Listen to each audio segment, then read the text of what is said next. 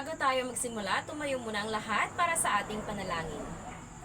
Ama namin sa langit, nagpapasalamat kami sa magandang araw na ito na iyong ipinagkaloob sa amin. Naway bigyan niyo po kami ng lakas, talino at malawak na kaisipan upang matutunan ng maayos at matiwasay ang aming aralin sa araw na ito.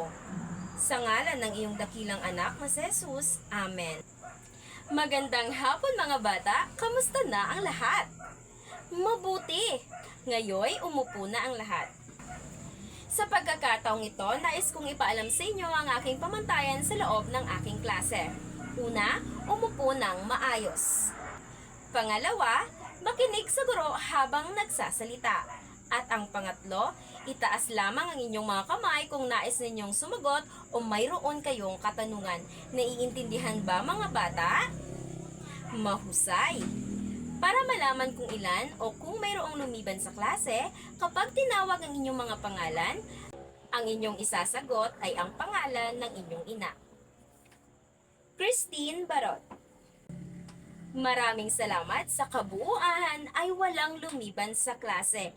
Magaling mga bata! Bago tayo tumungo sa ating bagong aralin, naalala pa ba ninyo ang ating itinalakay noong nakaraan?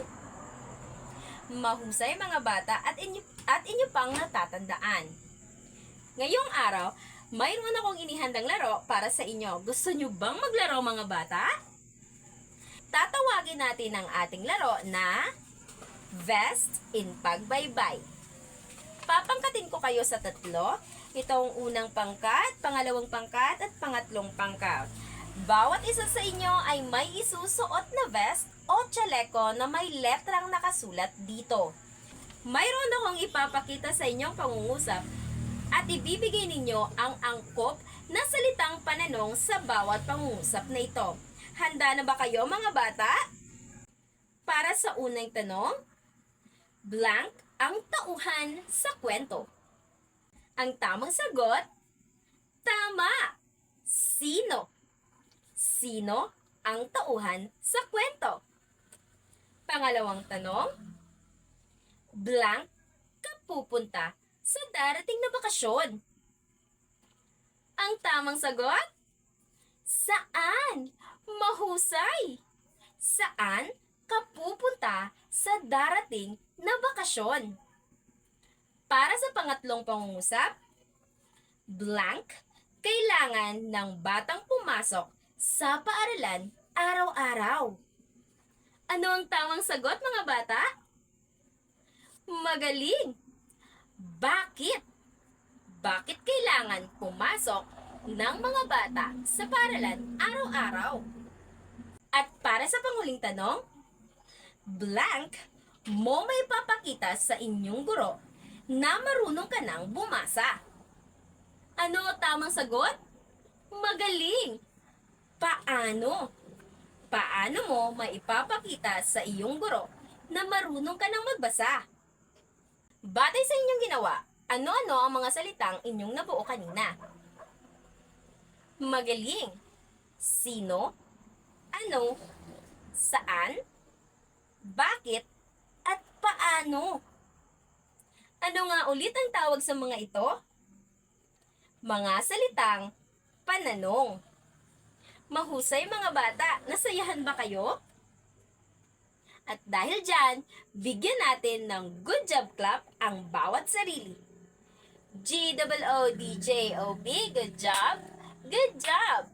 G-O-O-D-J-O-B, good job! Good job! Ngayon naman, para mas maintindihan natin ang mga salitang ating matatalakay mamaya, mayroon ako ditong inihandang mga jersey shirt na nakasabit.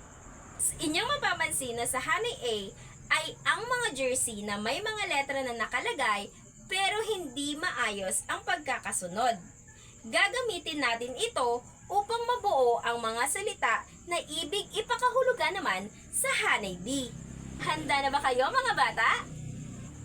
Simulan na natin. Para sa unang bilang, pahayag na nagbibigay ng detalye ng isang pangyayari o sitwasyon. Ano ito? Tama! Ulat. Para sa pangalawang bilang, isang institusyon ng pangangalagang pangkalusugan na nagbibigay ng paggamot sa mga pasyente. Ano ang tawag dito? Magaling pagamutan. Para sa pangatlong bilang, ang sakit na ito ay dulot ng sari-saring strain na microbacteria. Ano ang tawag dito? Tama! Tuberculosis. Para sa pang-apat na bilang, ang pagpasok ng microorganismo sa loob ng mga lamoy-moy o tissue ng katawan. Ano ang tawag dito? Para sa panghuling bilang, isang panansak na kataga sa kondisyong medikal na sanhi ng mali o kakulangan sa pagkain. Ano naman ang tawag dito? Tama mga bata, malnutrisyon. Magaling, impeksyon. Bago tayo magsimula, may inihanda akong mga gabay na tanong na ating gagamitin mamaya pagkatapos nating magbasa. Sa pagkakataong ito ay magkakaroon tayo ng malikhaing pagbabasa ng ulat. Magbilang ng 1 hanggang 3. 1, 2, 3, maraming salamat. Ang sipi na aking ibibigay ay mapapansin ninyong may mga bilang. Ang lahat na nakakuha ng unang numero ay siyang magbabasa ng unang talata. Ikalawang numero sa ikalawang talata at ang ikatlong numero naman para sa ikatlong talata. Handa na ba kayo mga bata? Nauunawaan ba? Mahusay! Simulan na ang pagbabasa. Ng World Health Organization o WHO na ang Pilipinas ay isa sa mga bansa na may mataas na bilang ng mga batang may tuberculosis sa buong mundo. Itinala na ulat na sa bawat 10 bata na may tuberculosis, 70% ang nakatira kasama ang isang nakakatandang mayroong tuberculosis. Ayon sa ulat, madaling lumaganap ang epeksyon sa pamilyang mahirap dahil sa maliit nilang tirahan at maruming paligid. Madaling malipat ng nakakatandang miyembro ng pamilya sa mga bata ang nakakahawang sakit sa mga lugar na laganap ang kahirapan at malnutrisyon. Mataas ang bilang ng mga batang may tuberculosis. Dahil dito, itinatag ang paggamutan para sa sakit na tuberculosis ng mga bata sa Pilipinas noong 1996 o 1976 sa pamumuno ni Dr. Fe Del Mundo. Si Dr. Del Mundo ay buong pusong tumulong sa mga bata at sa kanilang mga magulang. Labis-labis ang kanilang pasasalamat sa manggagamot dahil nagsilbi rin siyang magulang na tinuruan niya ng mga nararapat gawin upang maiwasan nila ang pagkakasakit. Mahusay mga bata, ngayon balikan natin ang gabay na tanong na aking ibinigay kanina. Ano ang sakit na isa sa may mataas na bilang ng naapektuhan sa bansa? Yes, Christine. Tama! Tuberculosis. Para sa pangalawang bilang, bakit kaya kadalasang mga bata ang nakakaranas ng sakit na ito? Magaling! Dahil may kasamang nakakatandang mayroong tuberculosis. Para naman sa pangatlong bilang, ano kaya ang maaaring dahilan ng pagkakasakit ng tuberculosis? Mahusay! Maliit ang kanilang tirahan at marumi ang paligid. Para sa pang-apat na bilang naman, sino ang may malasakit sa mga bata na nagtatag ng paggamutan para sa sakit na tuberculosis? Sino ulit? Magaling! Si Dr. Fe Del Mundo. At para sa panghuling katanungan, paano mo maiiwasan ang pagkakasakit ng tuberculosis? Magaling! Alamin ang mga nararapat gawin at maglinis ng paligid. Mahusay mga bata! Napakagaling mga bata! Ano-ano ang inyong napapansin sa mga gabay na tanong na ating ginamit kanina? Tama! Mayroon silang mga salitang pananong na ginamit bago ang mga pangungusap na ating itinanong. Ngayon, aalamin natin kung saan nga ba ito ginagamit ang iba't ibang mga salitang pananong. Ang salitang sino. Ang sino ay sumasagot sa ngalan ng tao lamang. Halimbawa, sino ang ating pambansang bayani? Ang sagot, si Dr. Jose Rizal. Sino pa ang makapagbibigay ng isa pang halimbawa? Yes? Yes, Maria. Magaling! Sino ang iyong paboritong kaibigan? Mahusay, mahusay. Ngayon naman, ang salitang ano. Ang ano ay sumasagot sa ngalan ng bagay at pangyayari. Halimbawa, ano ang buong pangalan ni Dr. Jose Rizal? Ang sagot, Dr. Jose Protasio Rizal Mercado y Alonzo Rialonda. Ang salitang saan. Ang saan ay ginagamit sa tanong upang matukoy ang pinangyarihan o lugar kung saan ginaganap ang kilos. Halimbawa, saan ipinanganak si Dr. Jose Rizal? Ang sagot, sa Calamba, Laguna. Para sa sunod naman, ang kailan. Ang kailan ay tumutukoy sa panahon. Halimbawa, kailan ipinanganak si Dr. Jose Rizal? Ang sagot, ipinanganak si Dr. Jose Rizal noong Hunyo 11, 1861. Sino pa ang makapagbibigay ng isa pang halimbawa? Yes, Tristan. Tama. Kailan ang iyong kaarawan? Mahusay, Tristan. Para naman sa bakit.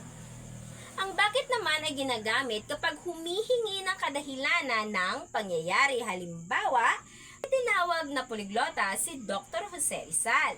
Ang sagot, tinawag na poliglota si Dr. Jose Rizal dahil nakakaunawa siya ng 22 wika.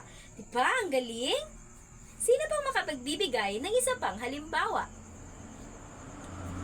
Yes, Patricia. Magaling!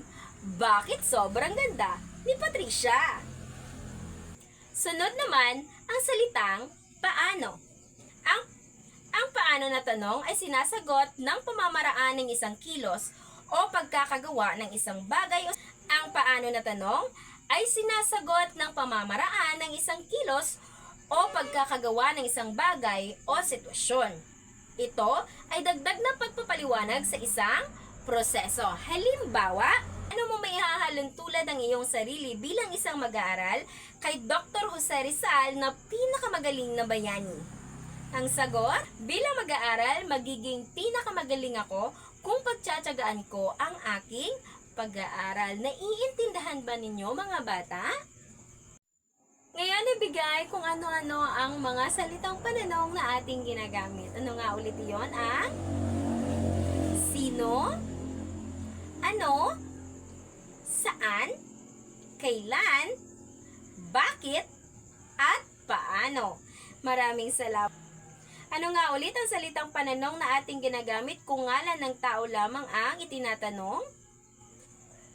Tama. Sino? Kung panahon. Magaling. Kailan? Kung lugar. Tama. Saan? Kung dahilan. Mahusay. Bakit? At kung pamamaraan naman ang itinatanong? Tama. Paano? Ang sino, ano, saan, kailan, bakit at paano ang ginagamit natin kung tayo ay magtatanong. Ito ang nagsisilbing gabay natin kung ano ang ating isasagot. Ngayon, magbibigay ako ng mga posibleng sagot naman ng isang tanong.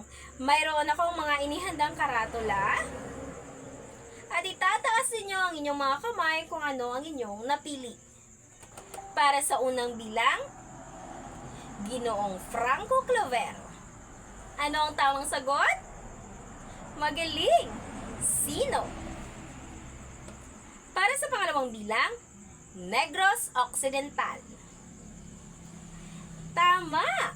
Saan ang tamang sagot? At para sa pangatlong bilang, dahil sa pagiging tamad. Ano ang tamang sagot, mga bata? Magaling! Bakit?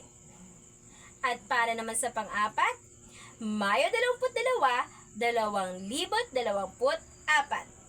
Anong tamang sagot? Mahusay. Kailan? At para sa huling tanong, ay para sa huling bilang, kung pagtsatsagaan ko ang aking pag-aaral. Ano ang tamang sagot? Tumpak. Paano? Batid kong naiintindihan na ninyo ang ating aralin ngayong araw. Ngayon, kumuha ng sangkapat na papel para sa ating maikling pagsusulit. Tapos na ba mga bata? Sino sa inyo nakakuha ng 6 na puntos? Magaling mga bata at lahat kayo ay nakakuha ng 6 na puntos. Ngayon, ipasa sa harapan ng inyong mga papel para ito ay aking matala. Maraming salamat. Ngayon, kunin ninyo ang inyong mga aklat sa inyong takdang aralin at kopyahin ang inyong takdang aralin at ipasa ito bukas. At iyon lamang po ang ating aralin ngayong araw. Bago tayo umuwi, pakipulot ng mga basura sa ilalim ng inyong upuan. At ayusin ang inyong mga gamit at siguraduhin lahat ng inyong mga gamit ay nakasilid sa inyong mga bag.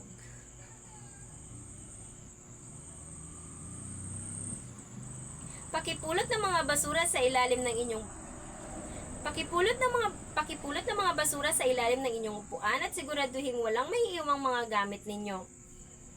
Tumayo na ang lahat para sa ating panalangin sa pag-uwi. Ama namin sa langit, maraming salamat po sa araw na ito na inyong ipinagkaloob sa amin. Salamat sa talino at sa paggabay para matapos namin ang aralin namin ng mahusay at matiwasay. Gabayan niyo po kami sa aming pag-uwi ngayong araw. Sa ngalan ni Jesucristo, Amen. Maraming salamat mga bata at paalam.